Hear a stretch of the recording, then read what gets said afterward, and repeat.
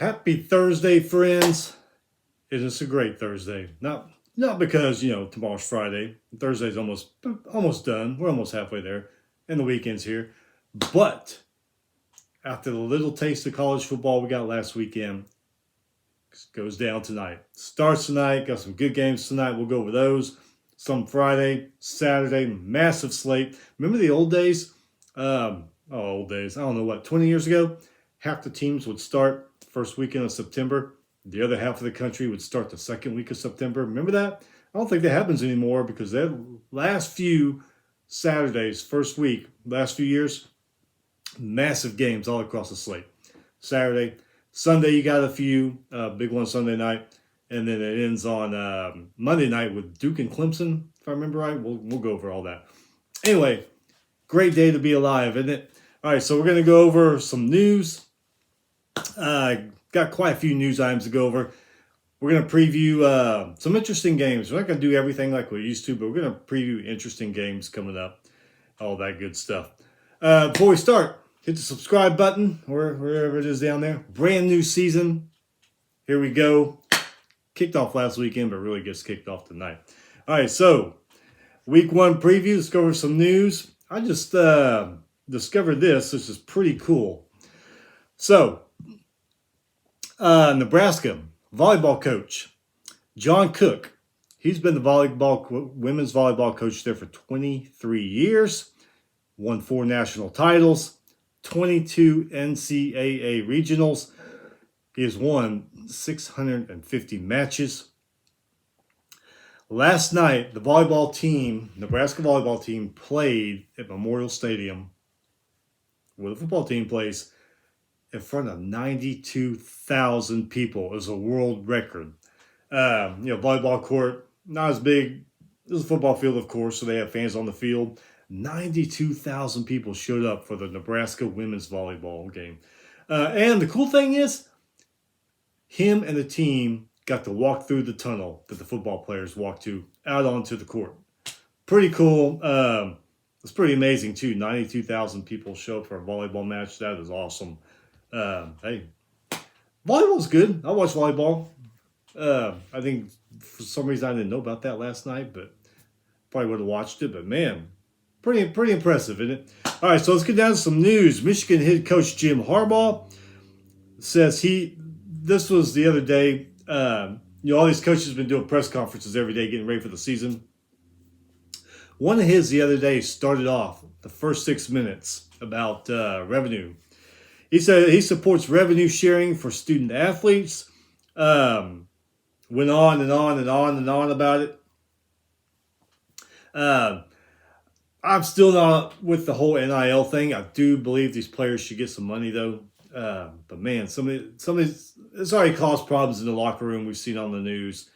This guy over here making, $300,000, and this guy over here is not making anything. Hasn't been too bad, but it has been around. So, but he's saying share the revenue, all the money we make off of TV and everything. Student athletes should get some of that. Offensive coordinator Sharon Moore suspended for this week's opener against East Carolina for NCAA rules violations, the same violations that Jim Harbaugh is suspended 3 games for. First 3 games, which is East Carolina. I forget the first 3, but anyway, neither one of them will be on the sideline this week for the home opener against East Carolina. This here goes under the, what do you dumbass call them? Nebraska tight end Art Gilbert. He was awaiting eligibility ruling from the NCAA. I think he transferred in or something, if I remember right. So he's waiting for the NCAA to make a decision on his eligibility. Meanwhile, he says, hey, I'm going to go down to the liquor store, bust in, and steal liquor and vaping products. Stole $1,600 worth of stuff. Not only that, but he got caught with it red-handed. I guess he was walking down the street or drinking and smoking vapes somewhere, and the cops caught him. Damage to the store, if I remember right, $950 for breaking the glass door. But, hey, yeah, that's a good idea. Wait for the NCAA eligibility. I think I'll burglarize the place. Yeah. I I don't think they'll probably grant him eligibility now, so he doesn't have to worry about that anymore. Probably not. A decision on the ACC adding Stanford, Cal, and SMU could be made this week.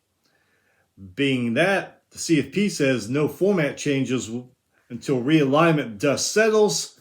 They are waiting to see what happens with the ACC and the Pac-12, which I think we all know is probably going to be gone by next year. This time next year, there's probably not going to be a Pac-12. Still say it's sad, but I guess that's how the world works now. Ohio State, they named Kyle McCord starting quarterback versus Indiana. Devin Brown, he's also going to get some playing time too, says Ryan Day. Utah quarterback. Utah quarterback Cam Rising, doubtful tonight against Florida. This goes back to his ACL tear from the Rose Bowl. They said he might be ready by the beginning of the season a few months back. It's here and looks like he's not going to be ready.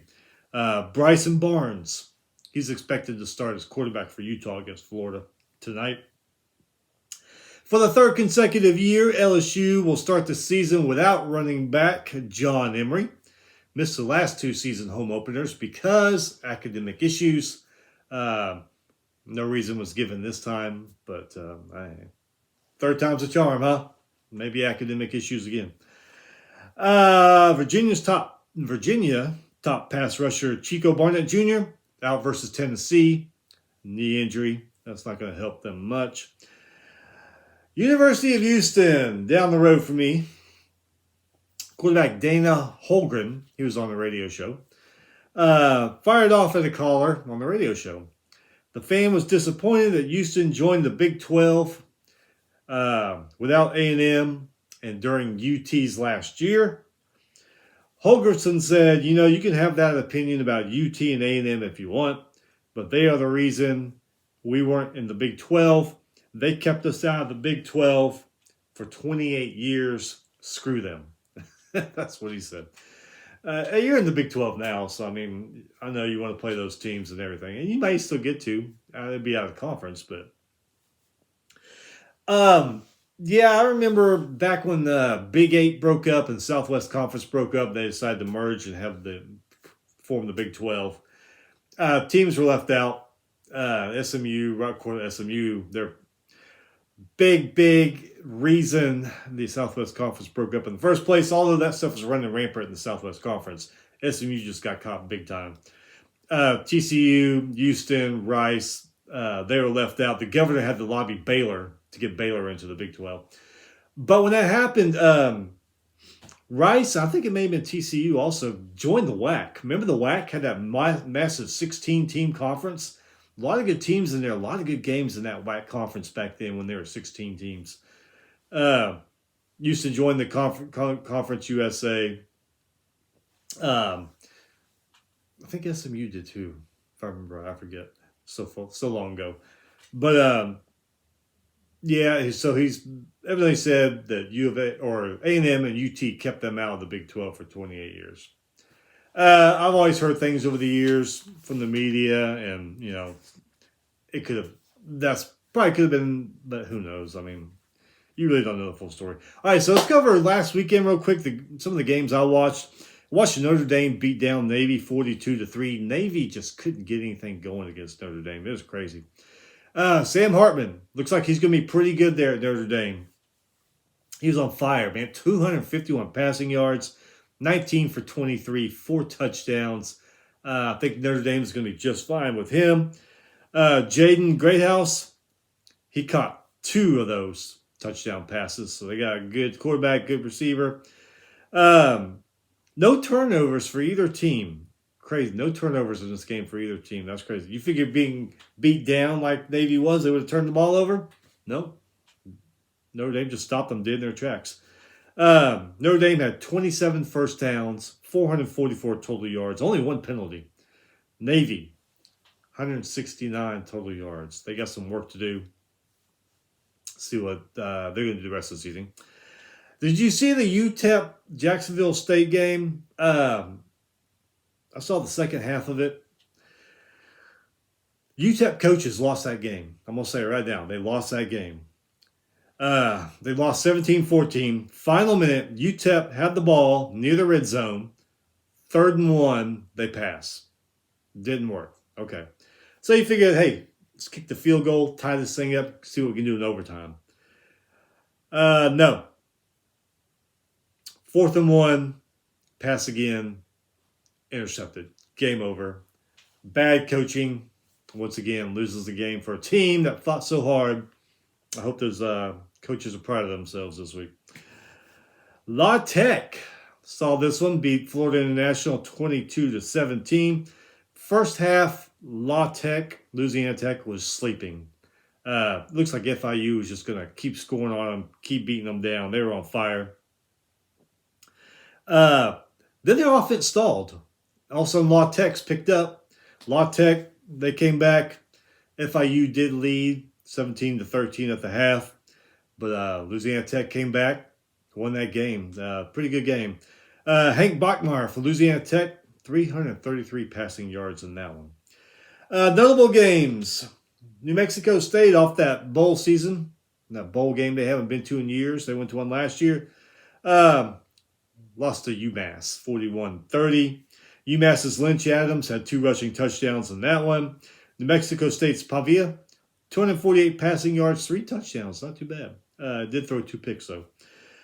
Hawaii, I'm proud of you guys. After the beatdown you got last year, man, you kept it close this year. You almost went to Nashville and beat Vanderbilt. Y'all should be proud of what y'all did.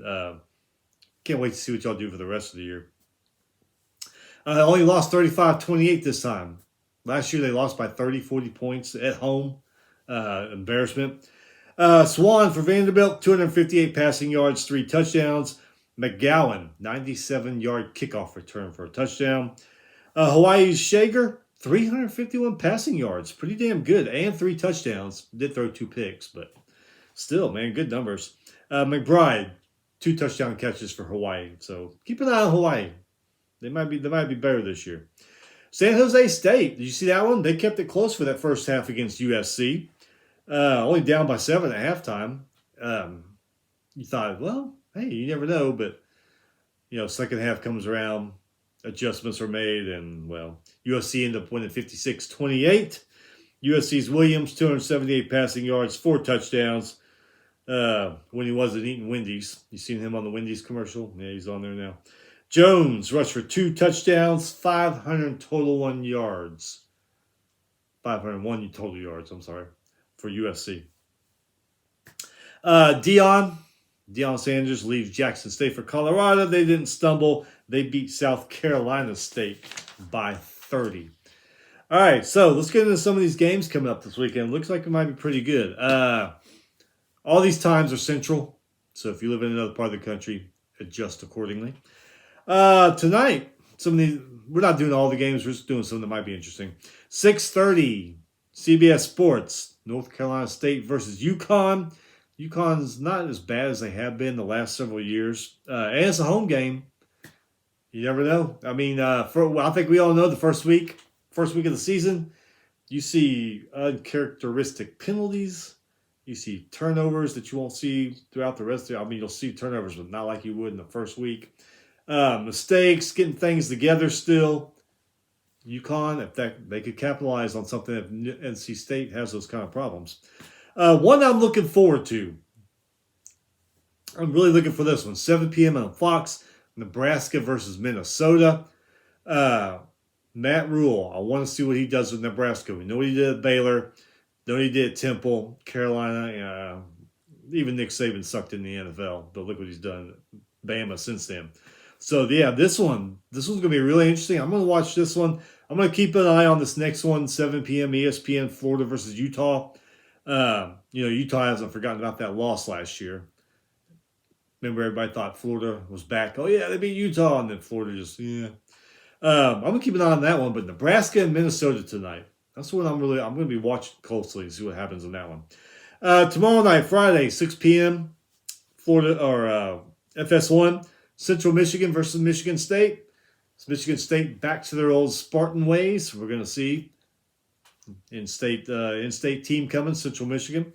6:30 ESPN, Louisville versus Georgia Tech. A lot of these TV guys are saying Georgia Tech is either going to upset Louisville or possibly upset Louisville. So keep an eye on that one and see what happens there. And hey, look at this. It's Friday night. It's not on a Saturday night, but still. 10 p.m. CBS Sports, Stanford at Hawaii. Now, I don't know if Hawaii's little experiment last year of, hey, let's make people pay to watch our games didn't work. And they're going back to regular TV. Hopefully so, because if they do, we can have those late night Hawaii home games throughout the season. But we'll see as the season goes on. I don't know if they did that or not. But you're going to get to see a late game on Friday night. So if you get a high school football game, when you get back knowing that Stanford and Hawaii are waiting for you at 10 o'clock. So that's cool. I'm happy about that. Like I said, hopefully it goes out throughout the whole season. Saturday, big slate of games here, 11 a.m. for FS1, Utah State versus Iowa. Utah State was 6-7 last year, not bad, but we remember those offensive woes that Iowa had. Almost lost their first game against South Dakota State, wasn't it? Defense pulled them out. Defense pulled them out of a lot of games last year, so we're going to see, hiccups. So we're going to see if Iowa's offense is even better this year. So 11 ESPN. Arkansas State versus number 20 Oklahoma. What will the Sooners look like this year? I know it's Arkansas State, but you can get an idea of what their offense, how good they're going to play, and what they're going to look like. 11 o'clock on Peacock. If you got Peacock, Eastern Carolina versus number 2 Michigan. They'll be without Jim Harbaugh and their OC in that one. Hey, East Carolina was 8-5 last year. So with 2 major coaches off the sideline, hey, you never know. Like I said, remember, first week, a lot of mistakes are made in the first week that you won't see throughout the rest of the season. You never know. Remember, years ago, first week of the season, Appalachian State went to the Big House, beat Michigan, so hey. 11 o'clock on Big Ten Network, Fresno State versus Purdue. Purdue with their new coach. Fresno State 10-4 last year, Mountain West champs going to Purdue. That could be an interesting one to keep an eye on there. 11 o'clock ABC, Virginia versus number 12 Tennessee. We just have Virginia without their number 1 pass rusher due to injury. May affect them, may not. We'll see. 11 o'clock ESPNU, Louisiana Tech versus SMU. They've had some I put this one down because they've had some pretty good games over the years. So you may want to keep an eye on that one. 11 o'clock on Fox. A lot of people are going to be watching this one. I'm personally going to go between Utah State and Iowa and this one. I'll be watching both of them. One on the tablet, one on TV. But 11 o'clock at Fox, Colorado goes to number 17 TCU. Deion's first game. Let's see if he's finally got those boys at Colorado into a playing mode, because it doesn't seem the last few years they've been wanting to play football. We'll see. But hey, yeah, that's going to be a good one. 1 p.m. ESPN Plus. If you get ESPN Plus, Northern Iowa 6-5 last year versus Iowa State 4-8. Interstate battle. Can Northern Iowa go and get themselves an FBS upset there in Ames, Iowa? We'll see. 1 p.m. SEC. Okay, so a lot of these games are listed on the SEC network. I'm guessing they're finally going to start showing games. You know those extra channels you got where there's nothing on? Except maybe one game every 3 or 4 weeks, but the rest of them are just blank, have the SEC logo. Maybe they're going to start filling that up. I don't know why they haven't. In the first place, you get all them channels. You should be watching sports. So there's a lot of them here saying the SEC Network. So 1 p.m. SEC Network, Mercer versus number 22 Ole Miss. I'll put this one down because Mercer is not afraid to play big-time FBS programs. They play Alabama, it seems like, every other year. They're not afraid. They're going to Ole Miss. They're going to see what they can do there. Mercer won last week. I watched that game. Wasn't too bad. So 2:30 CBS. Number 3, Ohio State versus Indiana. Hoosiers have given Ohio State fits there at home in Bloomington for the last few years. Ohio State starting a new quarterback. You never know. We'll see what happens there. 2:30 FS1. Buffalo versus number 19 Wisconsin. Luke Fickell still doing the ground and pound, but he once said he wants to do more of an air raid offense now. You get a first look at that offense against Buffalo on Saturday. 2:30 ESPN, UMass versus Auburn. Coming off that big win against New Mexico State last week, UMass is now going to Auburn. Hugh Freeze's first game. You get to see what that offense is going to look like with that whole team. 2:30 ESPN Plus, Eastern Kentucky, who was 7-5 last year, versus Cincinnati without Luke Fickell, new head coach over there. See what Cincinnati's going to look like. See if Eastern Kentucky, see if they can get themselves an upset. 3 p.m. SEC Network, Southeast Louisiana versus Mississippi State. Southeast Louisiana was 9-4 last year in the FCS playoff team. You know they're looking for the FBS upset. 5 p.m. SEC Network, Tennessee Martin at number 1 Georgia. Going to see what the reigning national champions are going to look like. And then Tennessee Martin give somebody a hell of a game last year. Maybe it was Tennessee. First half through 3 quarters. So, hey. Georgia had a couple close calls last year. So, I'm not saying that's going to happen, but, 6 p.m. ESPN Plus, Southeast Missouri State versus Kansas State. Southeast Missouri State was 9-3 last year. We all know how Kansas State did. They might give Kansas State a tough game. 6 p.m. on FS1, UTSA versus Houston. They've had some pretty damn good games lately. It was the one last year in San Antonio, won 3 overtimes. Both those teams are good, so that could be a good one to watch. 6 p.m. ESPN. I don't know why I put this one down. I'm a glutton for punishment. I'm going to watch it. New Mexico versus Texas A&M. I swear, I hope that offense looks a hell of a lot better under Bobby Petrino than it does the last couple of years versus under Jimbo. Man, teams they should have beat down in the first game, the Aggies are just sleepwalking. I think last year they barely won that game. I'm like, are you serious?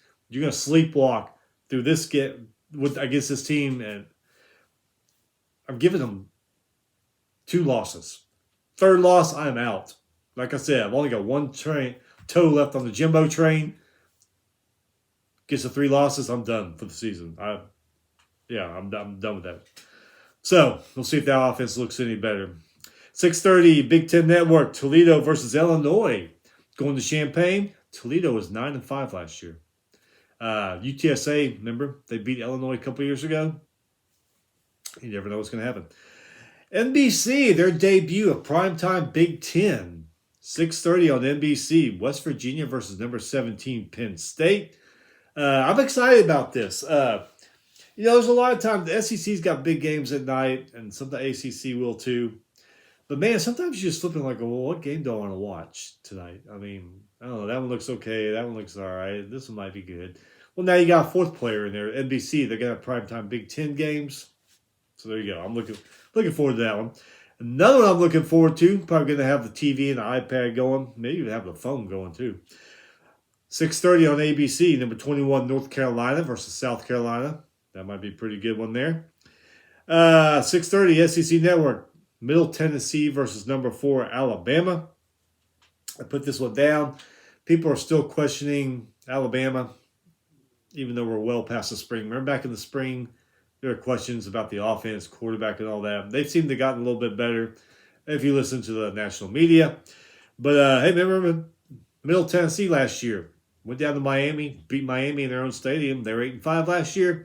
Not saying they're going to win, but they could, and it may give Alabama a good game. It might be worth checking out. 6:30 CBS, Texas Tech going to Wyoming. This one's going to be an interesting one. Both these teams are good. That might be an interesting one to watch. Keep an eye on also. 7 p.m. ESPNU, South Alabama versus Tulane, who's ranked number 24. We all know how Tulane did. Good sleeper game. Won their conference, beat USC in the Cotton Bowl. Well, South Alabama last year was 10-3. That could be a good one to watch, or at least keep an eye on the score. 9:30 ESPN, Coastal Carolina goes to UCLA. Some people are saying Coastal Carolina could go out there to LA and pull the upset. We'll see what happens. Sunday, we've got some games. Usually we only have 3 2 games and an FCS game on Sunday, but hey. 11 a.m. CBS, Northwestern versus Rutgers. How's Northwestern going to play after everything that's happened these last few months? Lost the coach in June. Fitz was out. All this stuff coming out. How they respond? How's their season going to go? Because you're down. I mean, after the last 2 seasons and what happened this summer that's come out, you're rock bottom. The only way is up. So we'll see. 2:30 CBS, Oregon State versus San Jose State. San Jose State coming back to get them some more of that Pac-12. It was left of the Pac-12. They played USC tough last week. Oregon State's not as good as USC. See what happens. Big one. I've been looking forward to this one. 6:30 on ABC. Number 5 LSU versus number 8 Florida State. Great look at both teams. Both these teams got high expectations this year. Seems like a lot of the media is leaning towards LSU in this one, but as we've seen before, media is wrong on a lot of things. So, but hey, anyway, you don't got to work Monday. Have some adult beverages and watch LSU and Florida State. How great is that? And then wrapping it up on Monday, like I said earlier, yeah, it is. It's Duke and Clemson, 7 p.m. East on ESPN. Clemson ranked number 9. I would not be surprised if Duke won this game. Duke is a lot better than they have been. And as we've seen, Clemson is still a great team, just not as great as they have been. So that might be one worth checking out. If you're not sick of football by Monday night, man, you never know. It could be Duke's day. So anyway, keep that in mind. So Thursday is halfway done. Tomorrow, Friday. Got the weekend, 3-day weekend. Hopefully you got a 3-day weekend also. But man, college football really gets kicked off and going tonight. Good games tonight. A couple good games tomorrow night. I'll be watching high school football here in Texas. I'll keep an eye on those scores. And then Saturday, whoa, full damn day, massive. So enjoy your weekend. We will be back next week to preview the following week and go over any crazy things or stuff that happened. Games I watched. I'll be going over that. Anyway, y'all be safe. Have a great weekend. Enjoy college football. It is back. We'll see you next time.